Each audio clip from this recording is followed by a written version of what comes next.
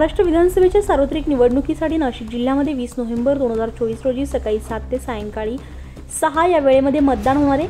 या निवडणुकीमध्ये अधिकाधिक मतदारांनी आपल्या मतदानाचा हक्क बजवावा म्हणून जिल्हा प्रशासनाच्या माध्यमातून विविध उपक्रम राबवण्यात येत आहेत। या उपक्रमांचाच एक भाग म्हणून आज दुपारी गुरुदक्षिणा सभागृहामध्ये उपस्थित तरुण-तरुणींनी 20 नोव्हेंबर 2024 रोजी मतदानाचा हक्क बजावण्याची शपथ घेतली आहे। गुरुदक्षिणा सभागृहामध्ये आज दुपारी मोटिवेशनल वक्ते स्नेह देसाई यांचा कार्यक्रम होता। या कार्यक्रमादरम्यान जिल्हा निवडणूक अधिकारी तथा जिल्हाधिकारी जलज शर्मा, जिल्हा परिषदेच्या मुख्य कार्यकारी अधिकारी तथा स्वीपच्या मुख्य समन्वयक आशिमा मित्तल यांच्या मार्गदर्शनाखाली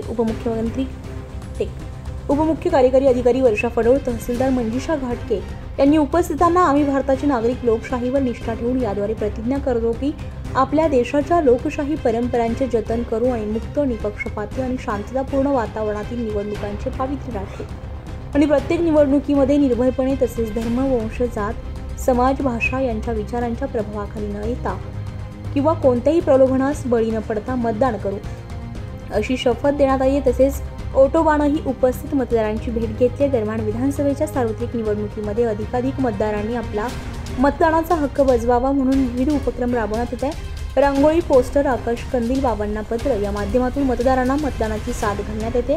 याशिवाय ओटोबा मतदारांमध्ये मतदानाचं महत्त्व सांगत आहे।